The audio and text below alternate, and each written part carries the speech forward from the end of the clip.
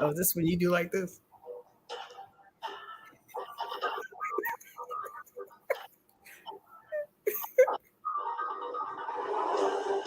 Welcome to the Sports Angle on PR Connections Radio, the voice of new media. I'm your host, Ian Kelly.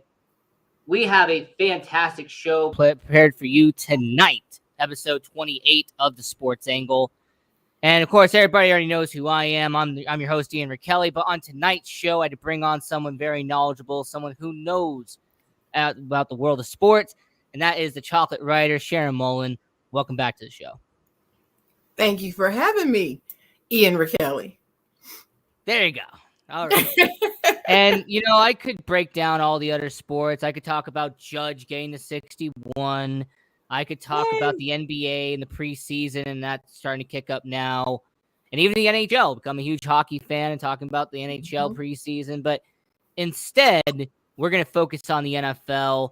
And before we get into week 4 and we break down what's about to happen, we're going to take a quick step back and we're going to go to week 3. Because I want to ask everyone watching around the world, when it comes to the last week of the NFL season, what was one event, one game, one part that really stood out to you? What was one part of week 3 that made you think about the NFL season? Like, Sharon, what was one event from last week that made you go, that was really interesting? Well, it was the Kansas City Indianapolis game. I had a lot of them that had me like, what in the world is going on? And the Kansas City Indianapolis game troubled me. It troubled me. That's the best way I can put it. It troubled me because there's no way that Kansas City should have lost that game. I don't know what they were doing that Sunday, but either they didn't eat their Wheaties, or I don't know what happened. But the coach, I blame the coach. I believe that they did not have them prepared. They just looked off. Everybody looked a little off. Mahomes looked a little off. He didn't look like bad, but come on. And then they lost 20-17. It was close with the Colts.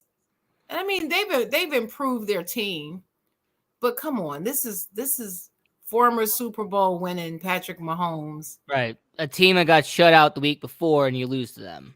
Right. Exactly. And so that disturbed me. Now, of course, my Steelers game, Cleveland beat us. And, after being used to 20 years of Ben Roethlisberger, who had an impeccable record against Cleveland, I'm not used to losing to Cleveland. So that disturbed me too. And they're not that great of a team, but we were worse. So we didn't win.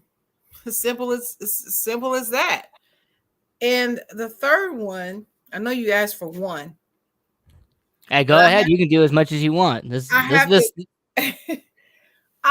I tell you, wow. Atlanta beat Seattle. I mean, Seattle's not the greatest team, but Atlanta is worse. They have Marcus Mariota. Oh, wow. But making fun of the Hawaiian there. All right. Well, the flying Hawaiian. Well, yeah. I've never been a fan. I like Geno Smith more than I do him. And I just felt like Seattle had a momentum going in, and they're a better team. Not a whole lot better, but better. And I just could not. Yeah, I was just shocked. So really, I'm supposed to do one, but hey, I'm the host of the show. I can do as much as I want. When it comes to 3 that I really want to focus on, for starters, the Los Angeles versus Arizona game, the Rams still look hungover. The Rams do not look as dominant as they were in 2021. I don't know if it's the additions and the subtractions from the Super Bowl winning team, if it's the fact that they've gone up against the Cardinals, against the Bills, against the Falcons. I don't know what it is, but the Rams look sluggish. They look like they're very tired the first couple of weeks in the season. Hopefully that Super Bowl hangover doesn't keep continuing more and more as goes into the season. That was really a big takeaway with the Rams, how hungover and how sluggish they look Yeah, 3 weeks in the season. I agree. Yeah. Mm-hmm. I would say Cincinnati. I don't know what's going on in Cincinnati, but it seems like any time that they should be beating a team by 20, 30 points, they don't. And then when there's a game that should be really competitive, they end up losing by 10 or 15 points. Mm-hmm. So Cincinnati's been a really weird team. Maybe a Super Bowl hangover as well for the Cincinnati Bengals. That's a possibility. But Jamar Chase doesn't look as dominant as he did last year. Joe Burrow keeps getting sacked and you keep getting put on his butt every single week.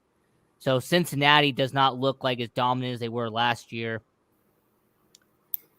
I agree. It's like that offensive line took a step backwards to the previous year rather Yeah, than he's last been year. Because sacked last year 24 they did times, pretty good, 25 but times. yeah, the season that he got injured for the season was because of that old line, and it's like they went back there.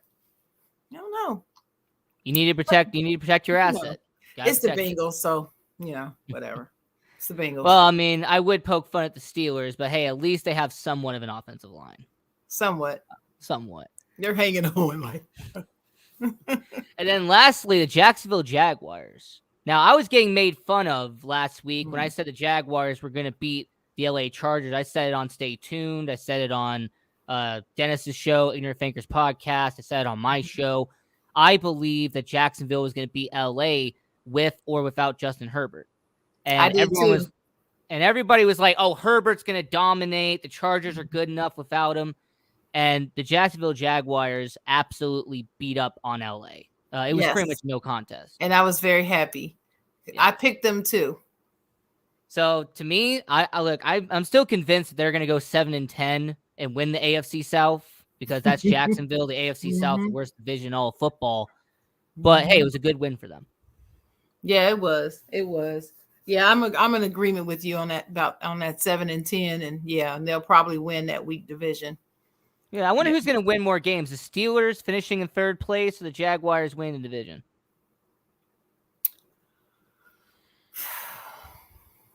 It's only week 4, and it's very hard for me to say. Now that they've extended the season to 18 games now, which I just think is ridiculous. There's too many games for football. That's my opinion. But now that they've extended it to 18 games, it's 18, right? 18 games. 18 weeks, yeah. 18 weeks is what I mean, yeah. Now that they've extended it to 18 weeks, it's really hard for me this 4 weeks in to say they're going to do this. It's hard for me. My prediction is not that we come in third though. Wait, so where do you have Pittsburgh though? I had Pittsburgh at first or second. Yes, I did. I have Pittsburgh at first or second. We're definitely not going to lose the division. I will accept third, but okay, because to me, I have Cleveland as last. Like the whole year, I've been saying that Cleveland's gonna, fall off once Jacoby Brissett gets exposed. But I digress. Now, getting into Week 4, 2022, here on the Sports Angle on PR Connections Radio, the voice of new media. I'm your host, Dean Kelly. We're here at the Chocolate Writer, Sharon Mullen. And the way we do this show, now, the way I do my picks is by basing off the spread. You want to do straight up, you can. That's perfectly fine. But we're just going to go through all 16 games, all 16 games. And we are essentially going to give our prediction, give our opinion, and what's going to happen in that game. So it's only fair, Sharon, that we start out with the game that most people aren't going to watch because they're not going to be awake when the game is concluded. And that's going to be the game in London out there in the UK. You have the Minnesota Vikings taking on the New Orleans Saints. There's been talk about Andy Dalton being the starting quarterback and having Kirk Cousins versus Andy Dalton once again. But when it comes to the game in London, brought to you by FanDuel, you have the Minnesota Vikings 3-point favorite heading into this matchup. So, Sharon, who do you have winning this game and why? I actually do have Minnesota winning the game. because Kirk Cousins. Because of Kirk Cousins. I mean, that's my Spartan dog. Shout Michigan out to State Kirk. represent. That's right. And people who have talked sports with me, I love Jameis Winston. I love him. I do not believe he is an interception machine like everybody says he is. Now, has he gotten a few interceptions this season? Yes, he has. If you look at the moving pieces, that offense is practically halfway, 50% new. And he never played with Michael Thomas because he hadn't played the last 2 seasons. That's a good point. So, I mean, you got to get one thing I know about quarterbacks and wide receivers, you got to get to know they have to develop a rhythm and a synergy that other teammates don't have to get. Those two got to be in lockstep almost. Is that an excuse? Okay, call it an excuse, but it's still factual. You have to They have do. chemistry. Yeah, You have to you have do. chemistry. They have to have this right here with their wide receivers.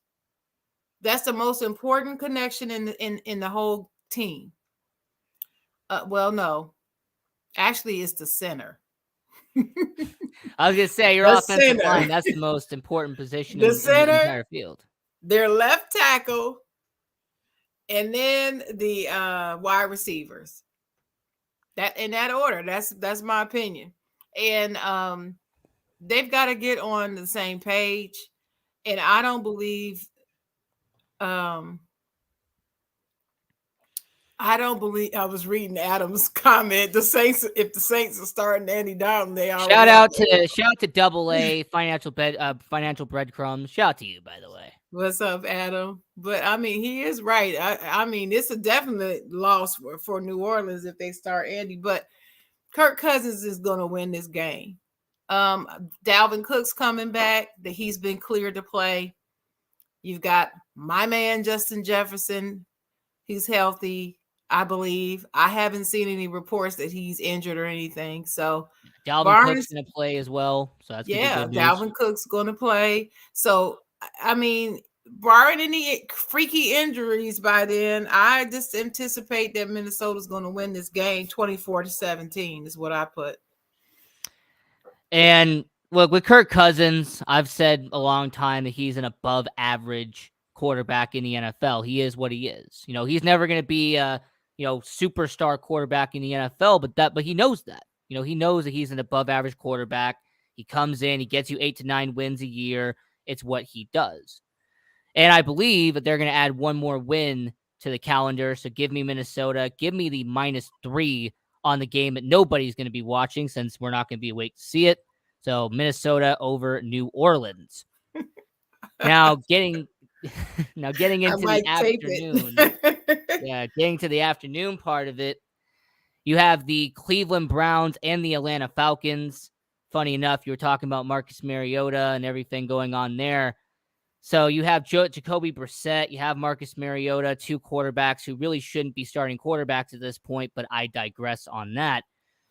Cleveland Browns, according to FanDuel, 1.5-point favorite in this matchup being played in Atlanta. So Sharon, who do you have win this game? You got Mariota or do you got Brissett? This is a team that it doesn't matter. Home field advantage is no advantage for them. They are who they are.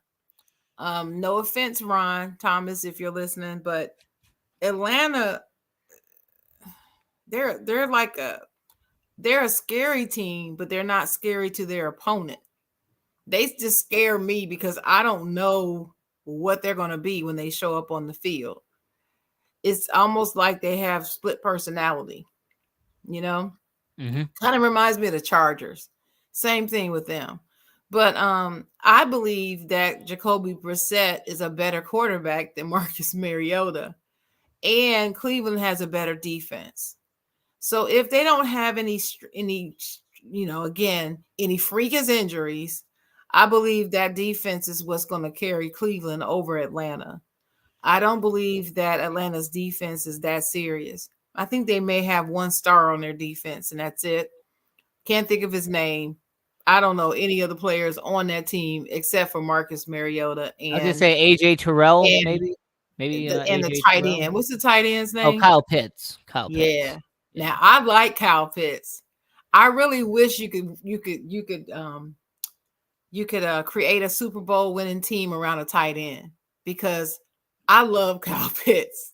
You know, I Well, the loved thing when he was is, drafted. I was like, that dude right there is special. I like the Falcons because how many former Bears they have on there. You got Cordell Patterson. You got so many former Bears are in Atlanta, so they obviously get my vote right there. Cordell So Patterson, I like him. yeah. Okay, I think I just liked his name, the way his name sounds. But anyway, but yeah, I've got Cleveland winning 28-14, so they're gonna double them. Now, considering it's at home and considering that Atlanta, Marcus Mariota, I've actually watched the last 2 weeks with Atlanta. He's consistent when it comes to Marcus Mariota. So I'm actually going to take the Falcons here plus 1.5. I believe the Atlanta Falcons will pull off the upset. They will win this Sunday. But on a more interesting note, we're going to kind of what's the word? What's the word I'm thinking of? Oh, divert. We're going to divert for a second. Desmond Ridder was the rookie quarterback, from Cincinnati, taken by Mm-hmm. Atlanta. Is he going to Mm-hmm. be playing at any point this year with Marcus Yes, I Mariota? believe he will. I believe you were saying that Marcus is consistent, but I believe that if he continues to be this Mm-hmm. consistent in this way, that they will try him. I'm not sure about, I can't guess what week it's going to be. Somebody said week 6. I don't know if it's going to be that soon, but I believe he's going to get some time, and it's not going to be just because Marcus is injured. I believe he's going to get some time. He definitely should, though. I said during the draft, to me, Desmond Ridder is the best quarterback to come out of that draft class. I know Kenny Pickett went to your Pittsburgh Steelers, but to me, Desmond Ridder, he was the best quarterback out of Yeah. that draft where Yeah, he I was had taking, Desmond Ritter 1 and Pickett 1A. yeah. That's what I did. 1 and 1A. We'll Not have to wait 1A, and see. 1B. 1 Yeah, and 1A. yeah. We'll have There's to wait and different. see on that. Yeah. Now we're gonna keep on going down the line. So you have an NFC East matchup. You have the Washington Politically Correct taking on the Dallas Cowboys. The Dallas Cowboys 3-point favorite being played at home. You have Cooper Rush, the quarterback that so many Dallas fans have fallen in love with the last 2 weeks, and they're gonna go up against Carson Wentz and the guy who just keeps putting up a bunch of yardage but really doesn't mean nothing. So who do you have in this game? You're gonna go with Washington or you're gonna go with Dallas? Um the Commanders are another one of those teams that you can't figure out. There's like 6 teams in the league that you just can't figure them out. And they're one of them. Atlanta's one and they're one. Mm-hmm. And I don't know. I don't know what's going on, what the deal is with Carson Wentz, because he was so talented. I mean, for me, he was the best one in his draft. And I was mad. I was actually mad that he wasn't drafted until, what was it, third? I think it was. Maybe Yeah. second or third. No, actually, I think it was second. If I remember correctly, Jared Second, Goff went 1 and because Carson Wentz went 2. was it Jared Goff? Was it Paxton Lynch? Who was it? It was Jared Goff. Jared Yeah, Goff went 1 and then and then went he 2. went 2, and I thought he should have gone first. And then when I saw him in Philly, he was running that team at first. He was doing his thing. I don't know what happened to him. I don't know. It's I like believe he's the a injury hurt different his player. confidence. I think the Yeah, injury is what hurt him. but it's 3 years now. I just don't see how that injury from 3 years ago should still be hindering him. It's mental. That's what it is. It's mental. So maybe that's why I don't understand it, because it's mental. Because, on the outside looking in, we can't judge mental. You know what I mean? We can't judge their mental, but we can see their game. And if Mm-hmm. it's physical, and if he's favoring a leg, or if he's not landing right, or if he's spooked, you can see it in their play. But this, I don't even, it's just like he just forgot how to play. And I don't understand it. But anyway, I don't have a lot of faith in the way the team as it is currently constructed. I believe their defense is pretty good, but their offense is not hitting on any cylinders. Dallas, of course, you have Dak that's out. I had heard that Dak would probably come back week 5. 6. And I'm like, don't rush that man back. Just let him chill for a minute. But you believe that Dallas fans have fallen in love with Cooper The Rush? last 2 weeks, I've been hearing so many Cowboys fans talking about Cooper Rush, saying they're praising him. He's a good quarterback. He's a guy that the Dallas Cowboys can believe. And I'm like, get out of here. Well, I mean, he's a good backup. Right, he's a He's backup he's quarterback. he's he's performed.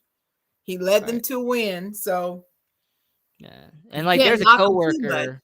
Yeah, there's a coworker of mine who's a Cowboys fan. I'm gonna leave this out. I'm gonna leave his name out of it. But he was talking about, hey, remember when Drew Bledsoe and Tony Romo? I was like, okay, stop. Just stop. Yeah. Just because Drew Bledsoe had an injury and Tony Romo took over is not the same story. First off, Drew Bledsoe, I think, was out for the entire year. So that's why Tony Romo got the chance. I think Dak Prescott's going to be out for 4 to 5 weeks. Yeah. So.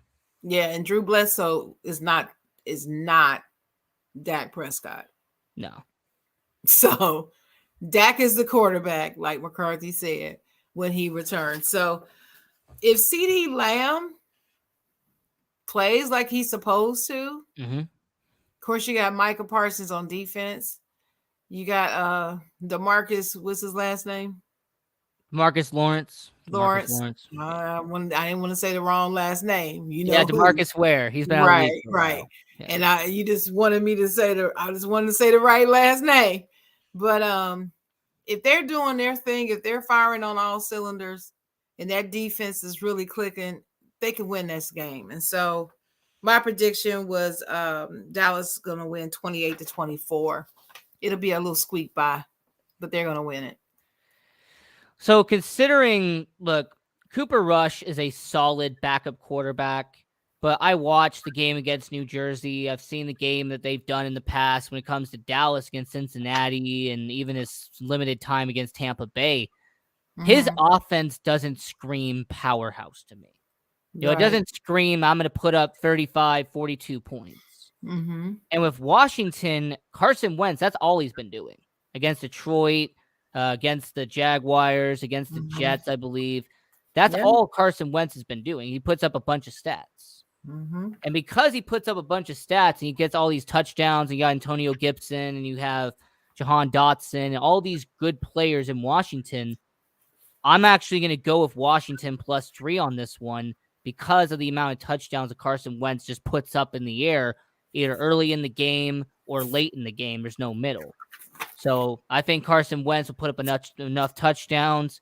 So I'll take the Washington Commanders. Give me the +3 on this one. So as we are talking about NFL Week 4, NFL Week 4 discussion here on the Sports Angle on PR Connections Radio, the voice of new media. I'm your host, Ian Rakelli. We're here at the Chocolate Writer, Sharon Mullen. And, you know, this next matchup's close to me because this team's in the NFC North, should be really good this year. You have the Detroit Lions playing at home against the Seattle Seahawks. Now, FanDuel has Detroit as a 3.5-point favorite. So the news, however, about certain injuries that have affected Detroit, are you going to go with Seattle on this one, or are you going to stay with Detroit?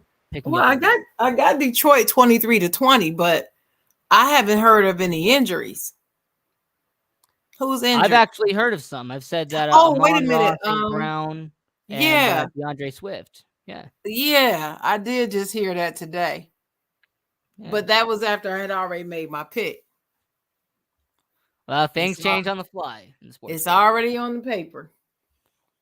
Yeah, now, I'm going to go with Detroit. I may have to ask Buck Flair, hey, can I change my pick since we have all these injuries, and see what he says, but I don't know. But I did. I had, if he can bring me on his show, that'd be nice. But I digress on that. Yeah, I had Detroit winning. For those two players, was a difference maker. Both of them, Swift and Brown. Yeah. Yep. And then Jared Goff, I just believe, is a better quarterback than Geno Smith. And Seattle is another one of those teams that was supposed to be just god awful, but they're not god awful. They have moments. And see, when you're dealing with a moments team, you don't know when their moment is going to rear its ugly head. See, Mm-hmm. a team like Detroit would have to go in to this game and come out swinging from the beginning to knock them off their moment if they're going to have one. Do you understand what I mean? Oh, I know what you There's mean. certain Yeah. there's certain teams you don't want them to get any momentum, because if they get any momentum, they could have one of those moments. And Seattle is one of those teams that I've seen. They can have those moments where they look like they're the Seattle of old with the Legion of Boom and all that. And then another time they look like, bumbling idiots on the field. You just don't know. So I got to stick with my pick for right now, unless I can change it. Well, you know what? I'm going to stay with Detroit. Give me the 3.5 on this one. I said earlier this year that I have the Seattle Seahawks as the number 1 overall pick in the 2023 NFL draft. I'm going to stay with my prediction on Seattle being the first overall pick, taking CJ Stroud from Ohio State. Even though, in my opinion, Will Anderson Jr. from Alabama really is the best prospect coming into the NFL draft, but unless you're Trayvon Walker, unless you're in a very bad quarterback class, normally a quarterback goes first. So I will say Seattle, they're going to lose. They're going to be number 1 overall next year. And Detroit, they're going to pick up the win on that one. Yeah. All right. Well, we got a match on that then. All right. Yeah, it's very rare to get a match here on the Sports Angle. Not by design, but it's very rare to see. So going from a one matchup to now another divisional matchup, you have a team that beat the Kansas City Chiefs last week in the Indianapolis Colts, and you have a team that beat the Las Vegas Raiders last week, and that was the Tennessee Titans. Now, if it being in Indianapolis, according to FanDuel, 3.5-point favorite in this matchup. But really, it just depends on Sharon and everyone watching around the world. Who do you really trust when it matters the most? Do you trust Matt Ryan or do you trust Ryan Tannehill? Matt Ryan. I'm gonna be honest with you. Between those two, it would be Matt Ryan. Matt has something to prove. I don't feel like Tannehill feels like he has something to prove. No. I just feel like he's there. He knows that he's lucky to be there. He just fell into the right place at the right time. What does he have to prove? He got money. I mean, what does he got to prove? But Maybe a Matt starting job, Ryan maybe. has something to prove. That 28-3 thing is still hovering over him. It'll never go away. No. And so I'd have to say it would be Matt Ryan. And let me just get this out of the way. I can't stand Tennessee. I just can't stand them, okay? I can't stand that team. I don't like Derrick Henry.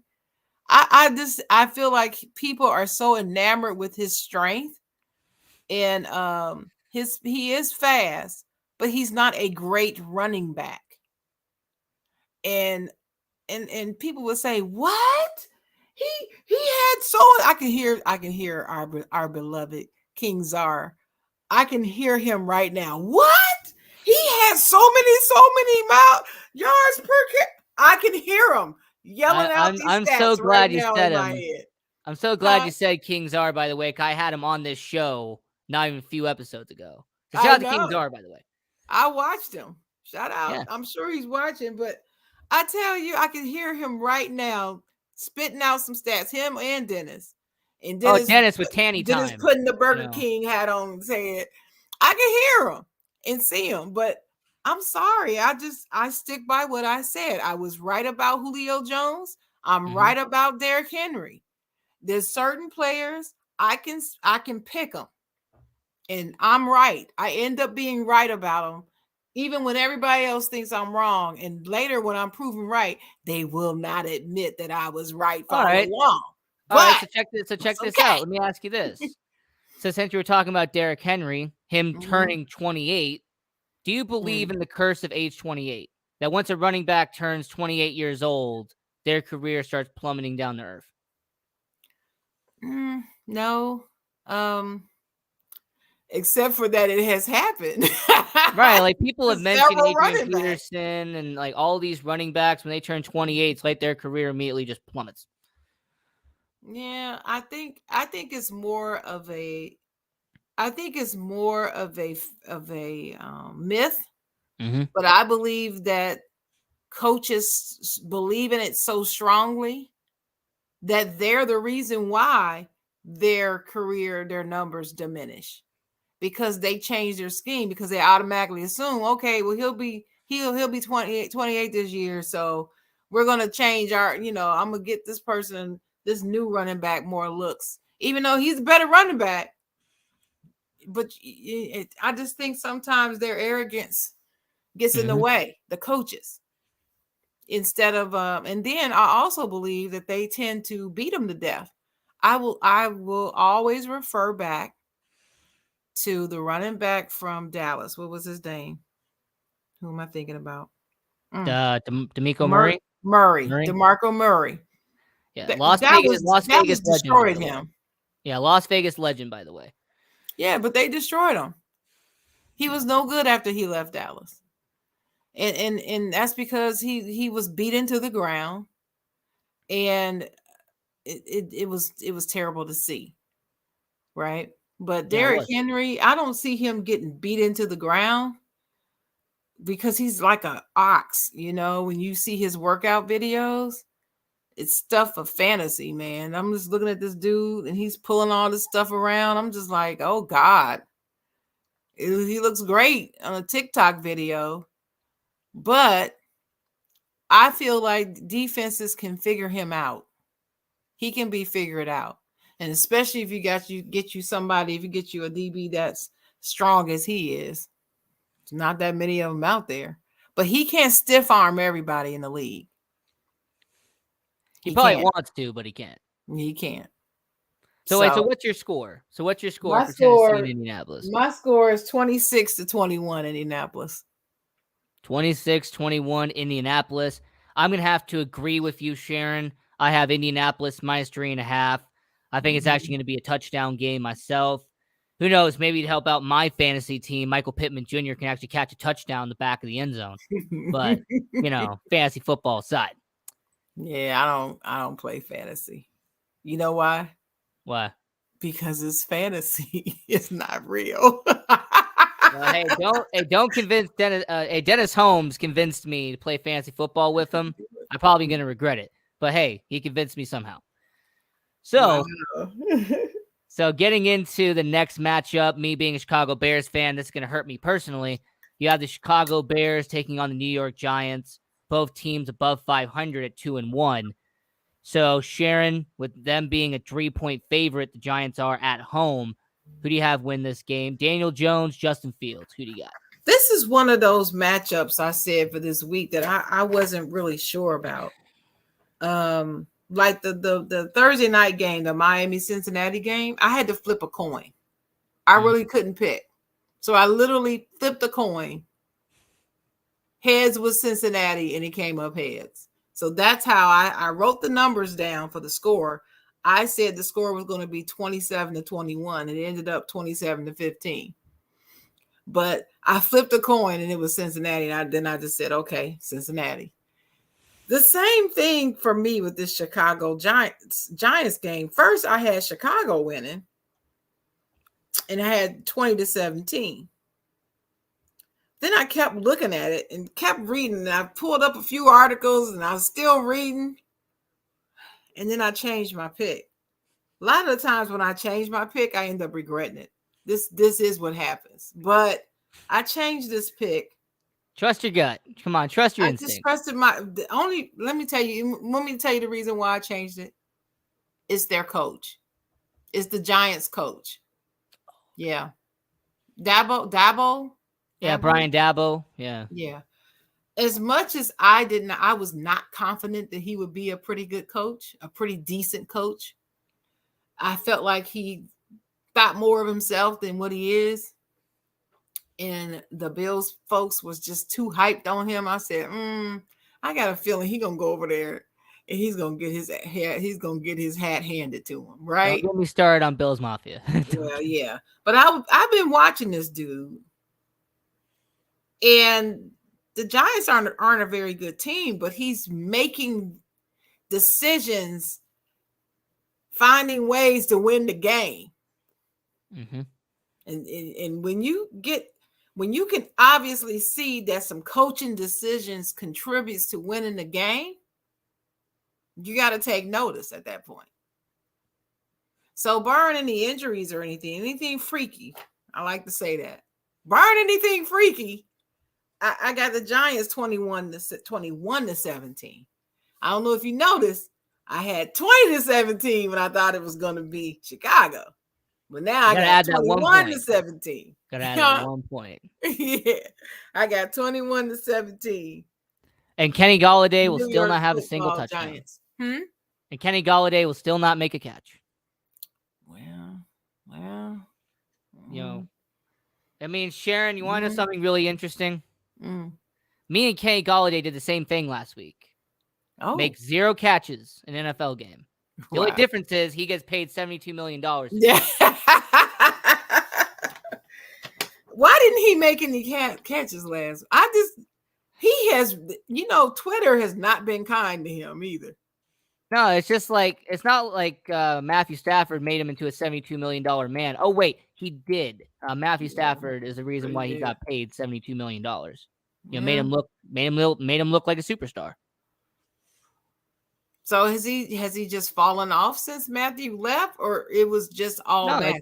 No, what happened was that there was that one season where he had like 11 touchdowns. He had like near 1,200 receiving yards. Matthew Stafford made him look like the best receiver in the NFL. So the Giants see that and go, you know what? He needs to be our guy for Daniel Jones. So they give him, I think, 4 years, $72 million. And I think he only had 400 yards last year. And I think he barely has 100 this year. Wow.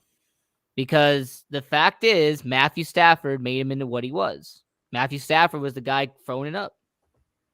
Well, Matthew Stafford has a pretty good arm. And see, I don't see that Daniel Jones is that type of quarterback.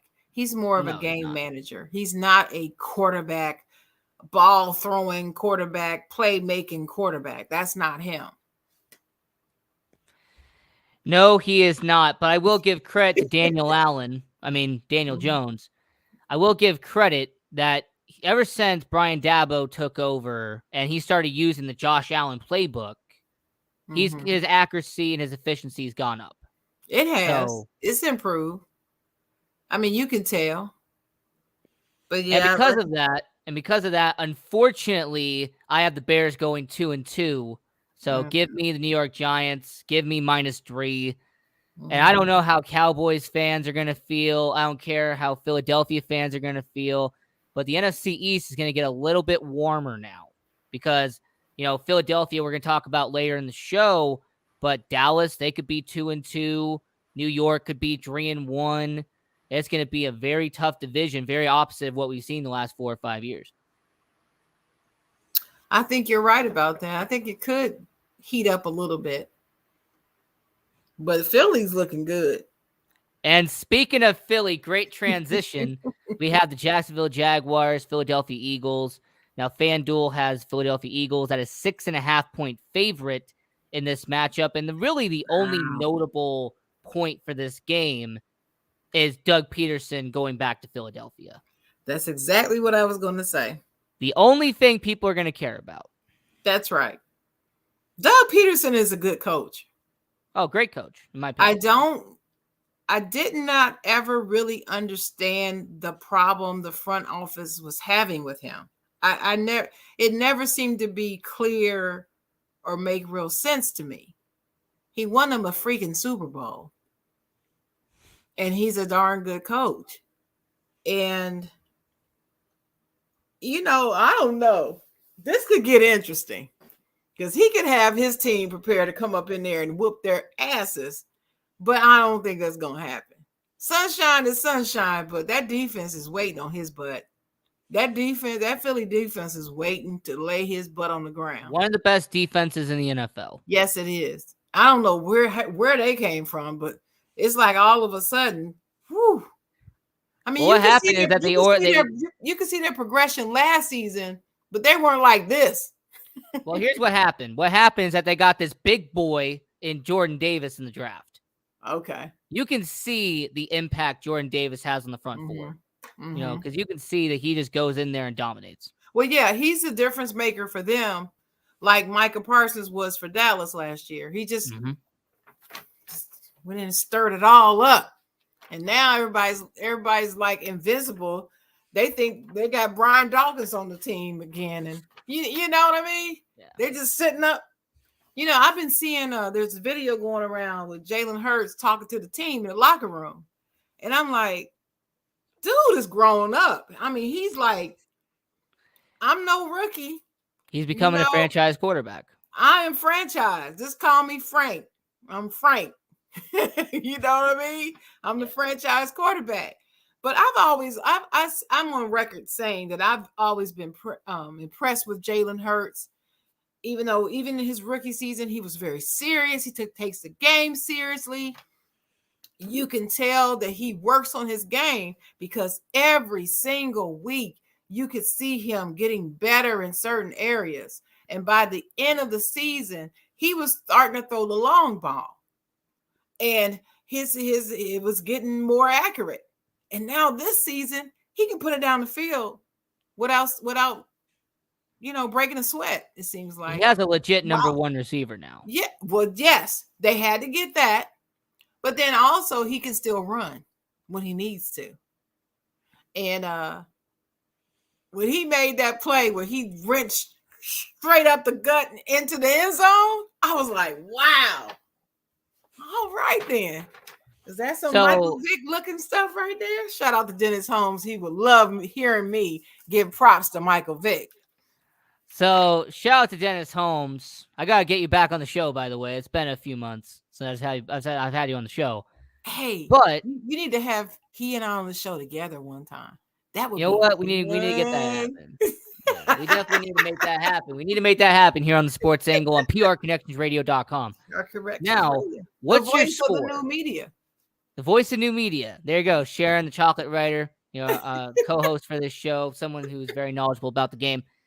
So what's the score? What's your score? I've got 27-10.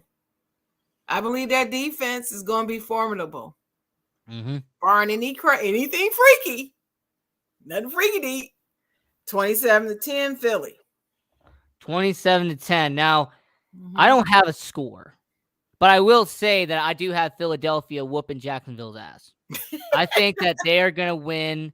Give me the 6.5 on this one. I think Jalen Hurts, the only 4-0 team in the NFL, because we saw what happened on Thursday night, unfortunately. But yes, I have Philadelphia as the only 4-0 team in the NFL. Shout out to Dennis Holmes, Ignorant Thinkers podcast, every Tuesday night. So definitely go check that out. 8 o'clock. 8 o'clock. 8 o'clock. So moving on, we got to talk about your Pittsburgh Steelers, Sharon. You have the jersey. All right, you have it on. So we might as well talk about it. You have the New Jersey Jets taking on the Pittsburgh Steelers. Steelers 3.5-point favorite. Being played at home in a stadium I will not try to pronounce. I will butcher it automatically. So, Acrisure. There you go. Like I said, I was going to butcher that anyway. So, 3.5-point favorite for the Pittsburgh Steelers. Who do you have win this game? Well, I am Steelers for life, okay? I am Steelers football. I am Mrs. Steelers.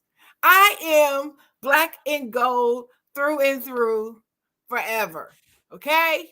Since I was 10 years old. I love my team. We were talking about this before the show. So I never root against my team. I don't care what I know in here. I'm never going to root against my team. I shouldn't say root. I'm not going to pick against my team. It's always going to be the Steelers are going to win this game. That's how I approach the game. I've always been this way. We're going to win. I don't know how every time, but we're going to win this game. But in this particular case, as bad as we look, I still believe we're a little better than the Jets right now. I think some of their starters are out too. And I think our defense will carry us. think Minka's going to have a good game if he's not hurt. And yeah, I think that's going to make the biggest difference. I'm hoping that they run the ball, that the offensive line can make some holes, that Be more my aggressive. my Hopefully. beloved Najee Harris can actually see the holes being open for him and run through them. Mm-hmm. You know, he's missed some wide open holes there. And I'm stunned because I didn't expect that from him. So I believe that we will win this game. And I have the score 21-17. 4 So points. we're on a similar path, similar Mhm. trajectory. I had the Pittsburgh Steelers minus 3.5. I could see it being a touchdown game here. No, I know Joe Flacco, the elite quarterback himself, Joe Flacco, he's still starting for the Jets. You know, the Cougar Hunter himself, Zach Wilson, still out. But until the Jets really figure out their situation, they're still going to be bad. You know, until you fix culture, you're not going to get better. I agree.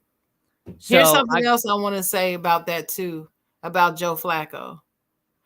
Steelers hate him. They're going to put his tail on the ground. Period. Go ahead. Continue. I'm so glad you brought that up, Sharon. Yes, Joe Flacco, the elite quarterback himself, but he's not in Baltimore anymore. That's You know, right. he is not the But guy he he still's was. got that purple residue, right? No. They see him, they see purple. Nah, you going down, buddy. Yeah, and I appreciate what he did the first 2 weeks when he was second in the NFL and passing yards. He had all these touchdowns, but those were only 2 weeks. Whatever. Because that's going to be over now. That's right. You know, Joe Flacco is not the elite quarterback he once was. No. So give me Pittsburgh, give me minus 3.5. And now we are going to get to a game, Sharon, that so many people are going to talk about. Yes. A game so many people that Sharon and I know respectively that will not shut up about this game. And that is the Josh Allen versus Lamar Jackson.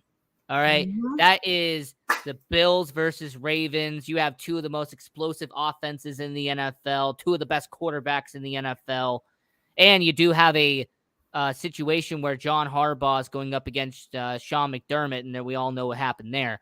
Mhm. So when it comes to Buffalo, when it comes to Baltimore, now FanDuel, the Bills are a 3-point favorite in this matchup being played in Baltimore. So Sharon, the chocolate writer, who do you have win this game? You going to go with Buffalo or are you going to go with Baltimore? Okay. So let me get this out the way.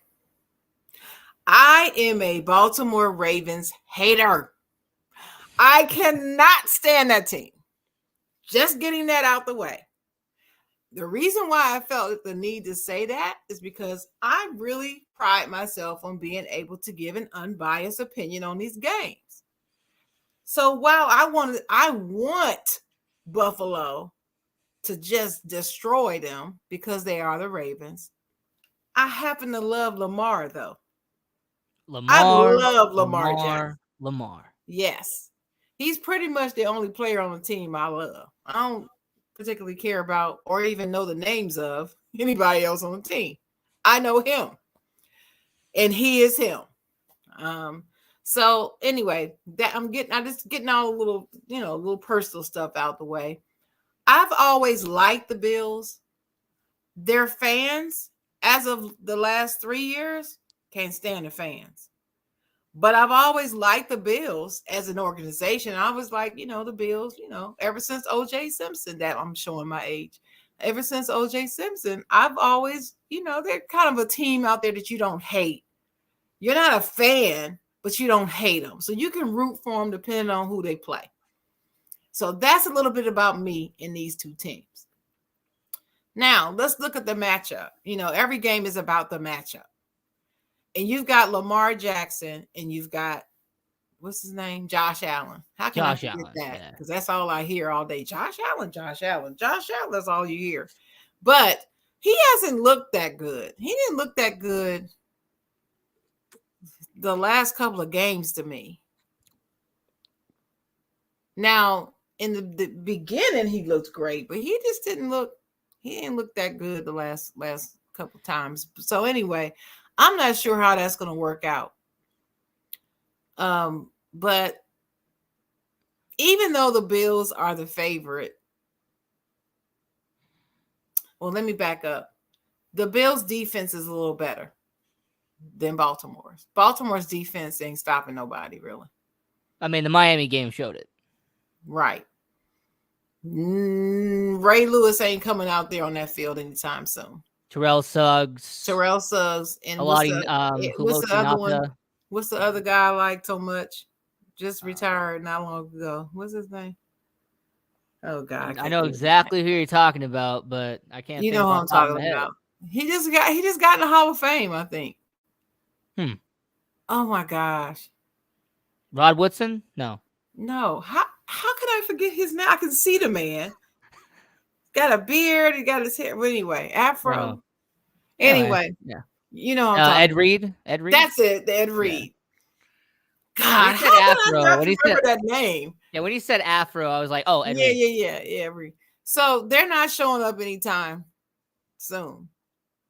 But for some reason, I got a feeling that the Ravens got a chip on their shoulders from that beating they got from the Bills. If it's either last season or the season before, and they want to make amends on that. Mm-hmm. And then, of course, Lamar. And didn't Buffalo knock Lamar Jackson out of the game at one point? Yes. I remember if it was one of those last times that he knocked him out of the game. Yes. Hurt him in the game, and then the rest of the season he wasn't 100%. Mm-hmm. And he was on a tear. Like they were potentially going to come out the East. Don't you tell nobody I said that. But they were potentially going to come out the AFC is what I should say. But I got a feeling they're going to win this game, Ian Kelly. I have a feeling that the Baltimore Ravens are going to upset the Buffalo Bills. And I have the score of 35-27. Man, we are officially back on track, Sharon Mullen, because I have the Buffalo Bills. Give me the -3. I even see this being a field goal game. I think this could actually even cover. When it comes to the Buffalo Bills, I like the offense. Now, you were mentioning Josh Allen and the fact that he looks off. Mm-hmm. But let me point this out. Did Stephon Diggs make Josh Allen? Or has Josh Allen made Stephon Diggs? Stephon Diggs is a damn good receiver, man. I do have to say there was a couple of throws that I saw that Stephon literally had to contort his body and pull in, that they weren't thrown the best, but he made it into something. You know, you get lemons, you make lemonade. Mm-hmm. I'm cautious to say that either made the other. I'm cautious not to say that. All right. I think I'd have to study him a little bit more before I can say who made who. Only thing I can tell you is that when Josh first came into the league, he sucked. Yeah, he was terrible. He was terrible. But he worked on his game. And he's gotten to be pretty cool under pressure and everything. But again, like Tom Brady, I feel like if they can bust through that line and put his tail on the ground, he's off rhythm, and he doesn't bounce back as well from that as some other quarterbacks do. Now, it's a rare occurrence. He doesn't get sacked a whole lot. No. They have a pretty good offensive line. And I don't believe that Baltimore has a defense to do that. No, I mean, there's a reason why they brought in Jason Pierre-Paul, because they had to add some depth to the defense out there in Baltimore. Tampa Bay is going to regret letting that dude go. That's all I'm going to say. Everywhere he's gone, he's won a Super Bowl. Where he goes, he contributes to it. It's not like he just riding, going along for the wave and he gets a ring. Mm-hmm. He contributes to the ring. Now, I'm going to add this part because anybody who saw our NFL prediction show here on the Sports Angle on prconnectionsradio.com, the voice of new media, this is my AFC championship game. Baltimore versus Buffalo. I have those two battling out in the AFC championship game. And I was just wondering about you, Sharon, everyone watching around the world. If this was a precursor to an AFC championship game, man, what an AFC championship game it would be, though. It would. And I believe Baltimore would still win. Because if Baltimore makes it to the AFC championship game, I believe they will win this time, no matter who the opponent is. If they make it there, all they got to do is get there. And we will definitely see. And when Buffalo wins the AFC championship game and wins the Super Bowl, like I predicted earlier this year for 2022, I will definitely tip my cap and say I told everybody. Now, that's what you're supposed to do. That's what you're supposed to do. And yeah, I'm the host of this show. I can do whatever I want. That's right. The next matchup, we're going to get on our Boeing. We're going to fly from Baltimore. We're going to go down to Houston, Texas, go to NRG Stadium. You have the Los Angeles Chargers taking on the Houston Texans. Now, Chargers 5.5-point favorite in this game, FanDuel, according to FanDuel. So, Sharon, I know the Chargers are banged up. All right, there's plenty of injuries out there in LA. So, who do you have in this game? Because they're not at home. They're not in LA. They're not playing in the Ram Stadium. They're playing in Houston. So, who do you got? Well, I've got the Chargers winning 26-24, 2 points in a close one. Why? Because I don't believe Justin Herbert is 100%. I believe he's still dealing with some rib issues, and that's going to slow him down. And again, the Chargers is one of those teams. Again, you don't know what team is going to show up. You just don't know what team is going to show up. I was like that last season. I know it was 4 times that I picked the Chargers to win games and they lost. I mean, games they should have won, lost 4 of them. I was like, you know what? I'm done. I didn't pick them the rest of the season. I'm done with you.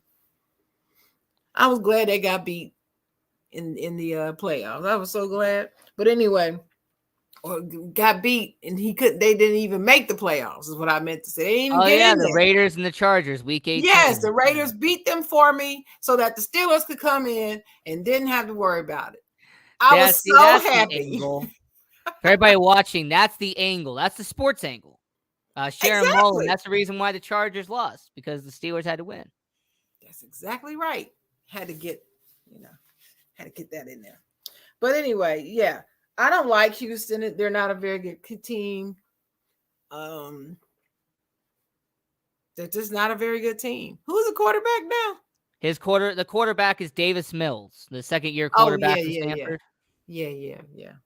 I'm very big on him. Anybody who's listening to this show knows that me being from the Pac-12, University of Utah, I actually said that Davis Mills was the 3rd best quarterback who came from the draft class last year. Everyone looked at me crazy for saying that he was behind Trevor Lawrence and Justin Fields, but I meant it. Seeing him in Stanford, I knew he'd be a good quarterback. I believe that he has a good upside. I don't believe he's great yet, but I do think that he has the talent and the drive and the intelligence to be a pretty good quarterback in the league. I just don't believe in the Houston Texans coaching staff. Really? So Lovie Smith, Bears legend? I believe in Lovie. Legend? I believe in Lovie. I love Lovie, but I just remember you were talking about the culture of the Jets? Culture. Yeah, culture. It's the same thing with Houston. It's the culture.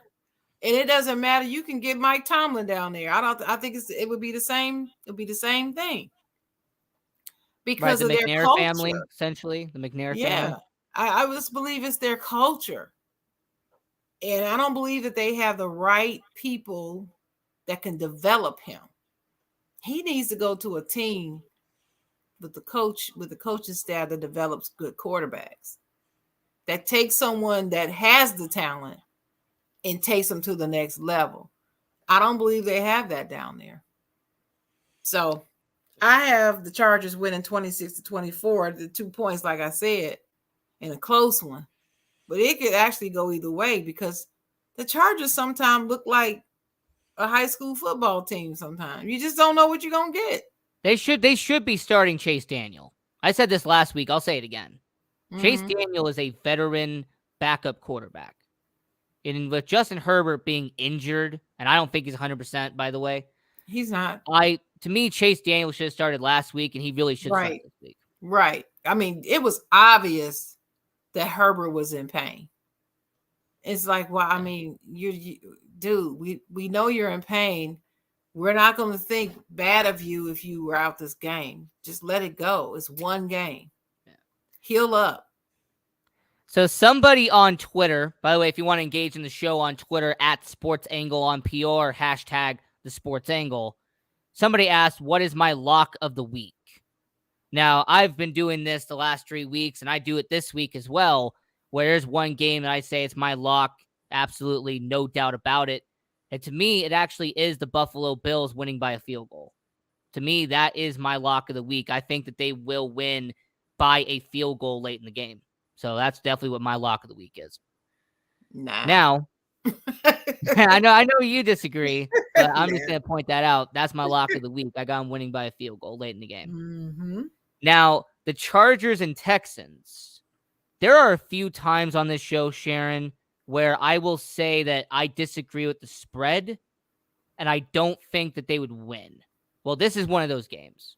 With the Mm-hmm. Chargers being a 5.5-point favorite, I would take the Texans plus 5.5, but I could see the Chargers winning by a field goal. So I will explain that difference there. So give me the Texans plus 5.5. I do see the Chargers winning by a field goal, or even winning by 2 points, like you said. So yeah, give me the Texans plus 5.5. And Davis Mills, by the way, is going to put on another good performance out there in Houston. He's a solid quarterback. All right. So That's fair. So we've gotten into the 1 hour mark here on the Sports Angle on PRConnectionsRadio.com, the voice of new media. I'm your host, Ian Rakelli. We're here with the chocolate writer, Sharon Mullen. We have a few games left here.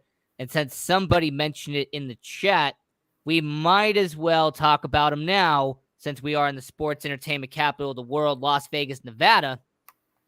You have the Denver Broncos and you have the Las Vegas Raiders.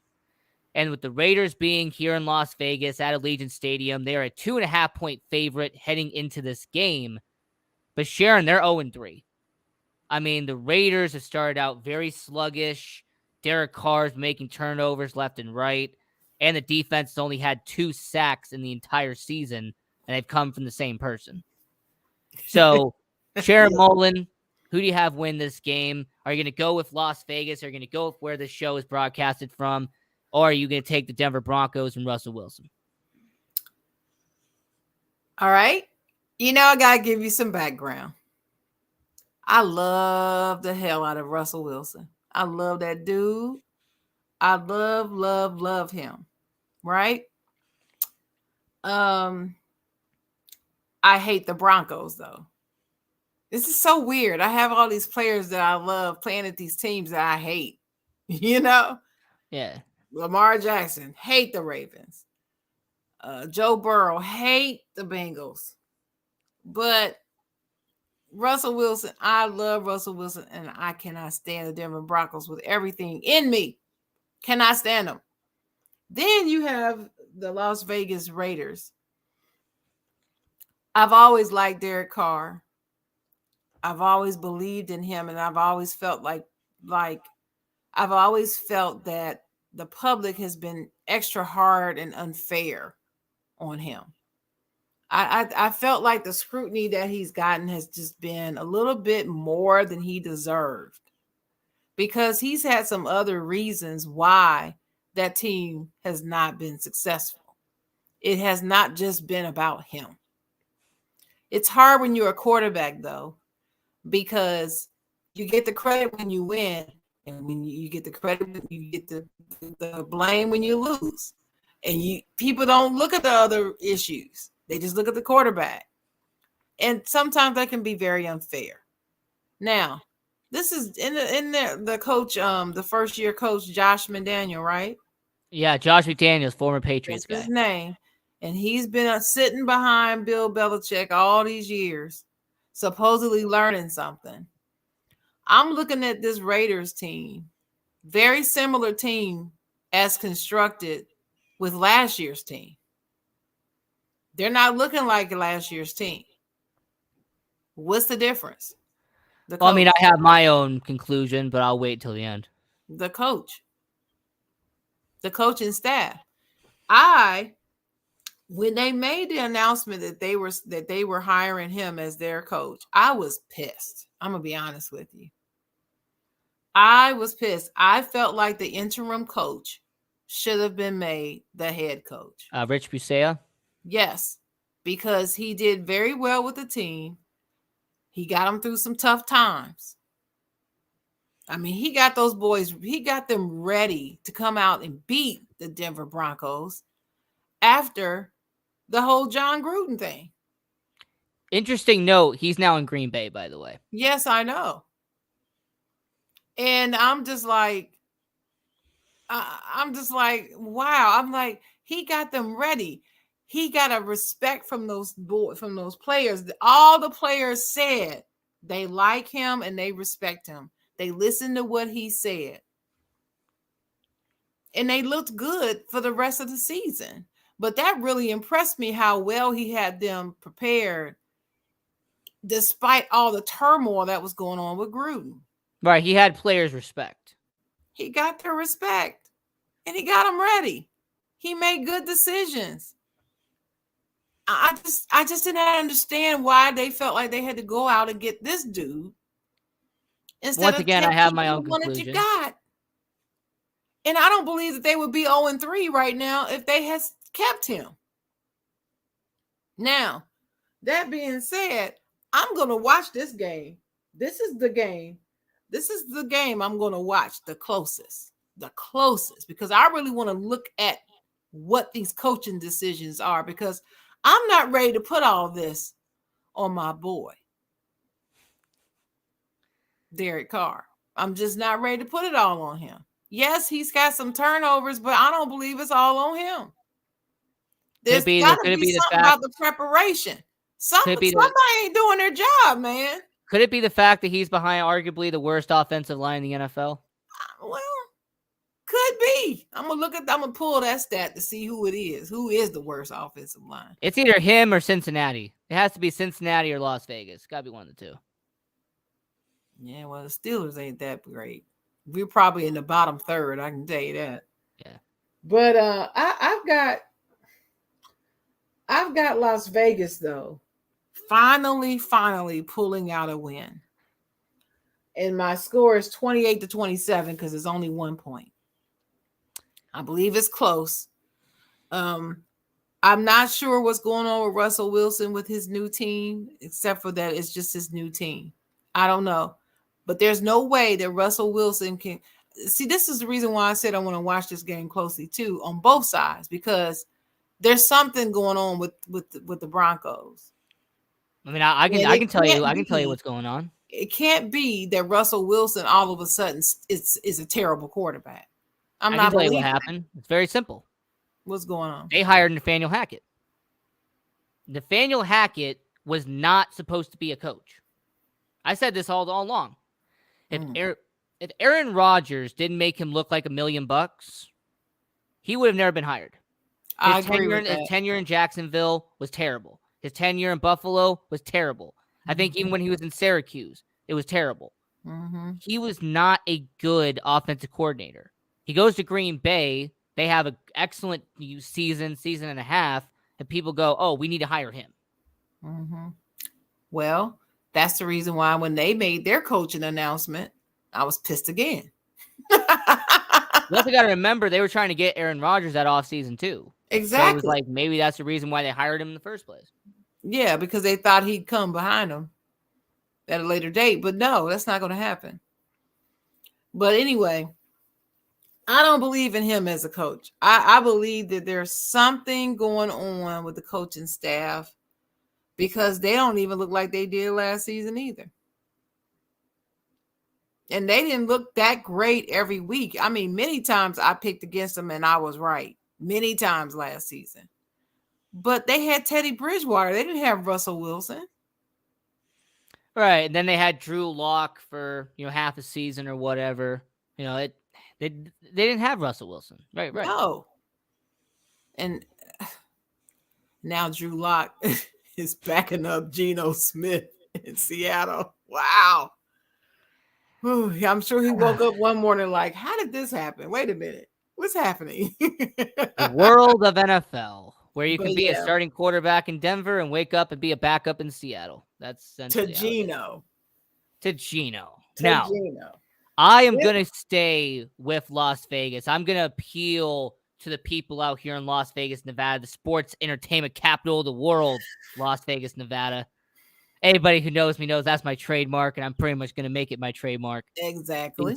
The sports entertainment capital of the world. So give me the Raiders, give me -2.5. And if I had to sprinkle my prediction on here, I have Daniel Carlson, the most elite kicker outside of Justin Tucker. He is going to nail a field goal late in the game. Raiders will win by a field goal.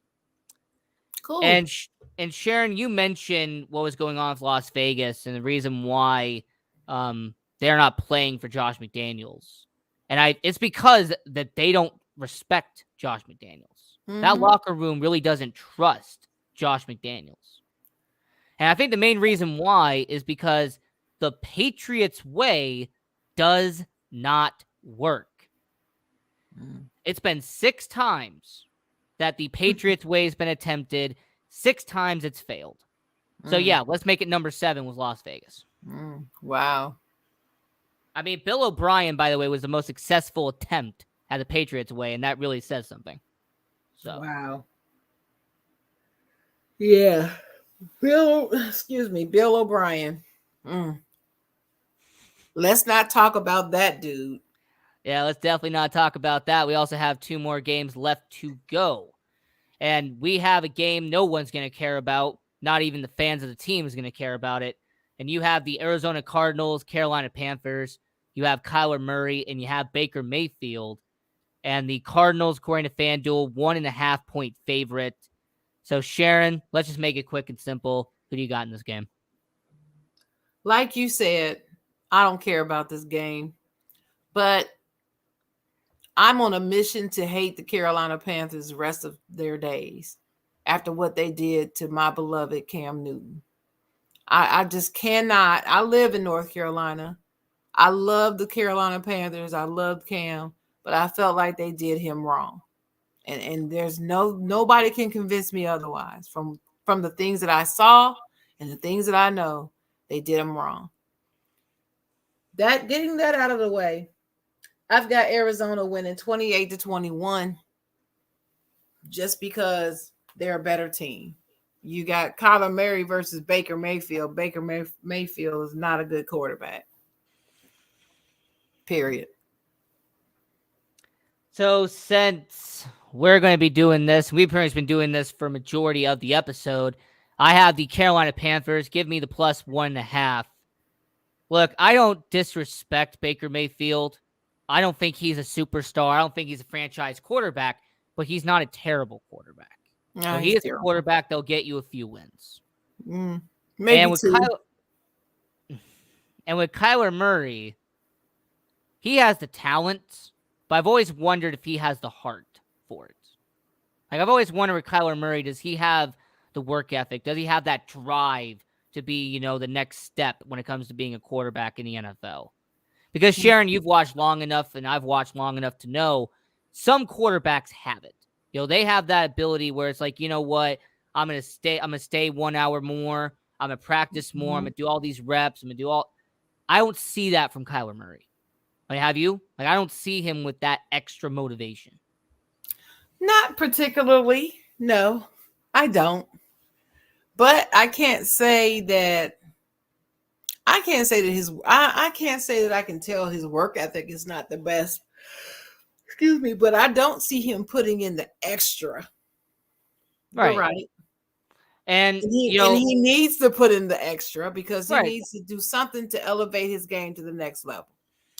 I said this about Kyler Murray, that if it was based off of talent, if I had to pick a quarterback just off of straight off talent, I would pick Kyler Murray. Because when it comes to pure talent, yes, he is one of the most naturally born talents in football. You know, he's somebody Yeah. who can wake up and break 1,000 yards and stuff like that. Mm-hmm. But I've always questioned if he has the heart for it. And considering the rest of the team, they don't have DeAndre Hopkins. AJ Green is injured once again. The running game is questionable. Offensive line isn't that great. So I'm going to give the Carolina Panthers here -1.5. And really a matchup that we have to focus on for reasons I don't want to. You have the Green Bay Packers, New England Patriots. Packers 9.5-point favorite. You're playing in Lambeau. And with Mac Jones being injured, you're not going to have Cam Newton as your starting quarterback, even though he should. I'm going to say it on record. They should have brought back Cam Newton. Thank you. I said the same thing. So instead of bringing back Cam Newton, they've brought back Brian Hoyer to be the quarterback for the New England Patriots. So, Sharon, this should be a very simple answer. But who do you got in this game? Patriots, Packers. Nah. I've got Green Bay 32-21. And I'm being generous with the 21. Normally, and there's nothing else I need to say because I can't stand Green Bay and I can't stand New England. I despise Aaron Rodgers, and I just hate New England. I hate them as a team, as a whole organization. But I believe Green Bay is going to beat them. Now, normally when a spread is 9.5, I put a big question mark on it. But no, the Packers are going to win by 27. Okay, this is going to be a blowout. Mm-hmm. Green Bay is going to decimate Brian Hoyer. It's going to make him feel like when he was in Chicago wearing a Bears uniform, getting decimated by Green Bay back then. Mm-hmm. So give me Green Bay. Give me -9.5. It pains me to do it, Sharon, because my life goal, I've said this before, my life goal is I'm going to eat right. I'm going to drink healthy. I'm going to make sure I'm going to make sure I'm going to live up to 100, 110. I want to see the Packers go 0-17 at least once in my life. Oh, wow. I hate them that much. I can see that. 0-17. I can see that. I would love the Patriots to go back to being 0-17 forever.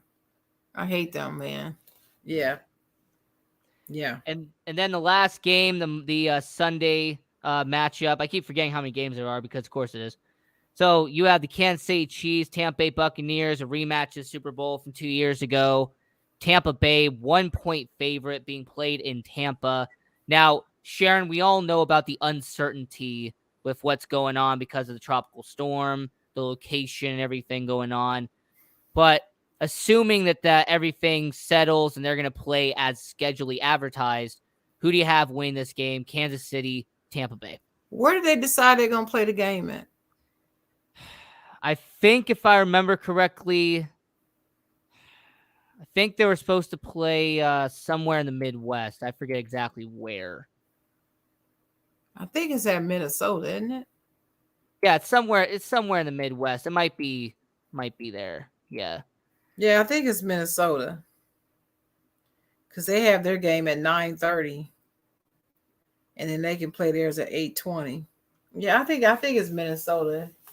And that's a dome, isn't it? Yeah, it's a dome. Yeah. See, that's what I'm thinking about. I think Kansas City gonna beat them 24-21. Mahomes. I am on this Mahomes kick. And I just believe they have got to redeem themselves after that embarrassing loss to the Colts. Plus, it's Tom Brady and them. And I believe that Tampa Bay is not, something's off with them too. And I believe that Kansas City is going to take advantage of that. So I'm going to go with Kansas City +1 here. And it's going to be a revenge game, like you mentioned. Patrick Mahomes beating Tom Brady, kind of a revenge game for what happened in the Super Bowl. So I will say, give me Patrick Mahomes. Give me the +1 here. And so they said that if they can't play in Tampa, they will go to Minnesota. But that's if they somehow can't play in Tampa, which is going to be weird. Now, they're not going to be able to play there. They can't. I mean, I can't imagine them playing there. Well, they've been playing in Miami. I don't know if you knew about that, but they were playing at the Yeah. facility in Miami during the whole Right. practice and all that. Right. So, Mm-hmm. and finally, the last game. I've said about 4 times. Now it's the final time. The last Monday Night game. Football. Yeah, Monday Night Football. And we're going to be doing our prediction here on the Sports Angle on prconnectionsradio.com, the voice of new media. I'm your host, Ian Kelly. We're here at the Chocolate Writer, Sharon Mullen. And you have a West Coast versus West Coast matchup.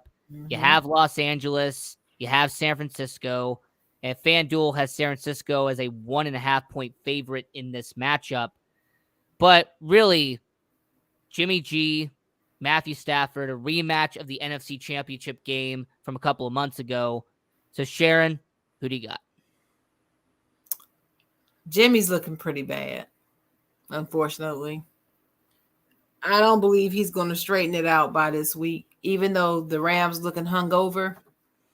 I think by now they're like, look, we looking hungover. We need to get serious. I think they've had that discussion in the locker room because everybody's talking about it. And this is in San Francisco, thank God, because the Rams don't have no fans. If it was in LA, it'd be more red and gold up in the stands than it would be blue and gold. Yeah, Jay Will would confirm on that. Oh yeah. But I believe the Rams gonna pull it out 28-20 only because of Jimmy G. I don't want them to win because I don't like the Rams. I am a San Francisco 49er fan. I like Debo.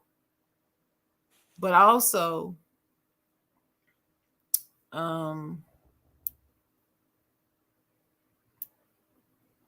so you got the Bosa brothers playing against each other, right?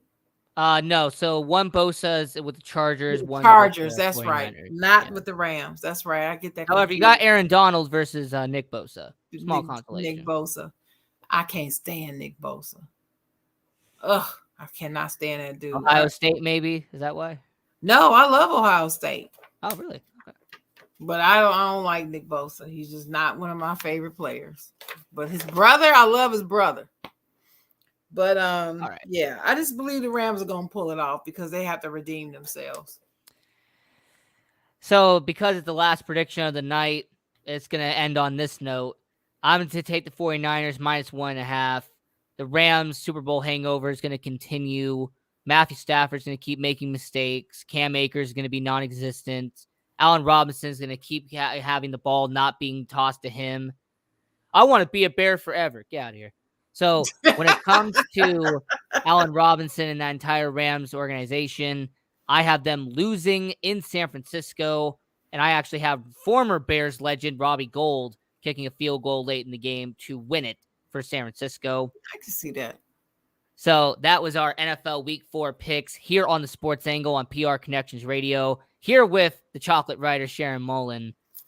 And, you know, we have about 10 minutes left in the show, so I'm going to ask you a few questions before we got to go. And we're going to go to your Pittsburgh Steelers because, yes, the Pittsburgh Steelers have struggled, but what do they need to do to improve? You know, what does the Steelers need to do in your mind to really be a better team? Because they've struggled the first 3 weeks. It's been pretty bad. Well, first of all, our offensive coordinator, Mr. Canada, needs to wake up. His you know, they say if you keep doing the same things over and over again and not getting good results, but you keep doing it, that's just insanity. And that's what I see. He keeps doing the same stuff every week. He's calling the same plays and it's not working. You got to do something, dude. You got to get more creative in your game plan, and you need to have your offense better prepared. It's like they're not prepared. It's like they have a deer in the headlights look. That's one. Two, Najee cannot be missing wide open holes. I don't know if it's just like a sophomore mistake because he wasn't doing that last season. He I thought had very good field vision, and I don't know if he's just not seeing it or if he's out of sync because he's not following the play, or the lineman is missing the play and running the wrong play and not giving him what he needs in the direction he's supposed to go. I don't know whose fault it is. Haven't figured that out. But they're not in sync and they need to get there. Quarterback. I want to say put in Pickett because Trubisky is trash.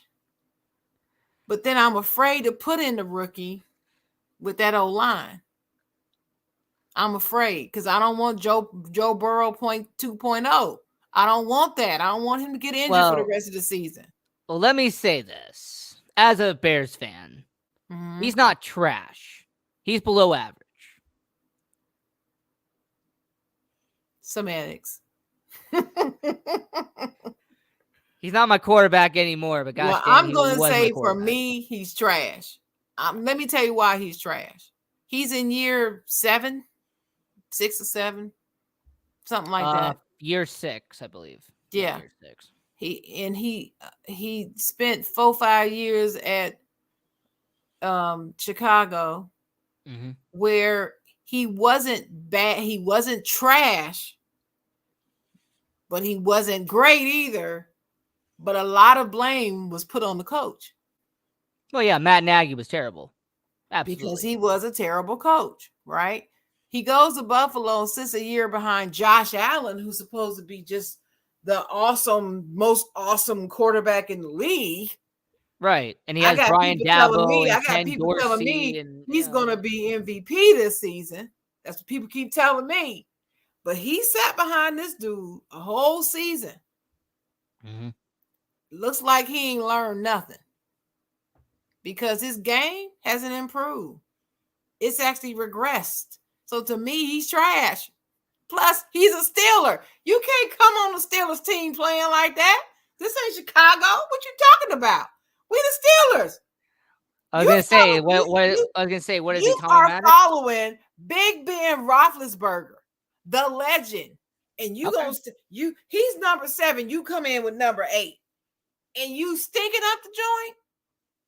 I got a problem. That quarterback position is killing us.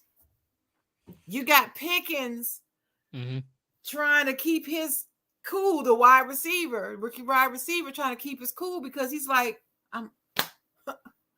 he's throwing his hands up in the game and then catching himself because, I ain't supposed to let everybody know I'm upset with my quarterback. I've noticed an observation about Pittsburgh. You can correct me if I'm wrong. When you bring in a veteran quarterback, it's always been a 1-year thing. Like when you have a veteran quarterback, it's going to be, all right, you're going to be here for this season, and then out you go. Yeah, we'll bring him in for a year, and then we might keep him a second, but we never bring him in for 2. You're right. Not all at once. We might re-sign you one time. Yeah. That is true. But they got to fix that. And if let me tell you about this old line. The defensive line, the D-line. D-line, yeah. If the D-line doesn't do their job, Minka can't do his, period. What happened to him last season, why his numbers weren't as stellar last season, is because the D-line was off and they were not stopping the run. And so he was spending more time focusing on trying to help stop the run, help out on plays to stop run, that he couldn't even concentrate on pass rushing and the pass defending. He couldn't even concentrate on it like he needs to. Dude is like a ball hawk. Let him hawk the ball. Let him be that. But if they keep needing his help because he's fast as hell. See, Minka's fast. And if the DBs don't do what they're supposed to do, that's up front, that's on the other side of him, and the line ain't doing what they're supposed to do up front, how is he supposed to hog the ball? How is he supposed to do this? He can't cover the whole goddamn field every play. He can't do it. I mean, he can try. He could try. I mean, he's Minka. He gonna try to do whatever it takes. But he is an elite defender. He is elite. Let him be elite. So we have about 2 minutes Oh, left wait a here minute. on the show. Last thing. When the ball does come to you, wide receivers, catch the damn ball. Catch the ball. That's Alrighty. it. There you go. That's what you have to do. So now we got about 2 minutes left. So I'm going to ask you 3 rapid fire questions. Okay. 1, the NFL playing in London. Are you for it or are you against it? I'm not really for it. It does grow the sport, so it's good for the NFL, but I'm not for it. I like the American product to stay in America. That's just me. On a scale from 1 to 10, the Raiders starting 0-3, the panic button, 1 to 10. 10. They need to be panicking right now. They're Alright. that in that division, you better panic right now. Better not start 0-4. If they somehow lose to Denver, somebody's It's going a to get wrap. fired. Wrap. And then lastly, the Las Vegas Aces being the WNBA champions. They done the parade and everything. I just wanted to get your reaction real quick because you and I both watch the WNBA, big supporters of it. So, well, I was disappointed that my Chicago did not repeat. That's who I was with. I was rolling with. But I don't like anything coming out of Connecticut, so I was rolling with the Aces. I like Miss Wilson. I think that chick is a baller. She's already was already the MVP, and it was great to see an MVP win a championship in the same season. So for those reasons, I was very, very, very happy. And those girls, they handled that win well. I mean, the locker room celebration, everything, the parade, all that, it was just dope. Shout out to the WNBA. Viewership was up. I'm very pleased with the direction they're going. I also want to give a quick 15-second shout out real quick. Las Vegas Aviators, Las Vegas Ballpark for having us do media credentials out there. So give a shout out to all of you. All so right. we have about 60 seconds left here on the show. So Sharon Mullen, tell everyone where they can find you and any projects you're working on. I am the chocolate writer. I have a podcast called Did You Hear What Chocolate Said? You can find me on Spotify, Apple Podcasts, Google Podcasts, and wherever else you get your podcasts. Follow me. Listen to all segments. I'm in season 2. So I've got a lot of good content. Also, you can find me every Tuesday night at 8:00 p.m. on Facebook Live on Talk Your Ish Tuesday with Dennis Holmes and Ron Thomas. We had you on there this past Tuesday. We had a really, really, really good show. That was a really good show. Fantastic show. Yes. You can also find me on Tuesday nights at 10 and stay tuned occasionally. Not every Tuesday, but I'm on there sometime. But every Saturday morning at 10:00 a.m. on Facebook, I am on the Side John with Dennis Holmes. He and I do our show where we talk not just sports, but we talk about everything. Nothing is off limits. That's our slogan. So join us. And this was a fantastic show of the Sports Angle on PR Connections Radio. I'm your host, Ian Rickelli. That was Sharon Mullen. And until next time, have a good one, and we will see you next time.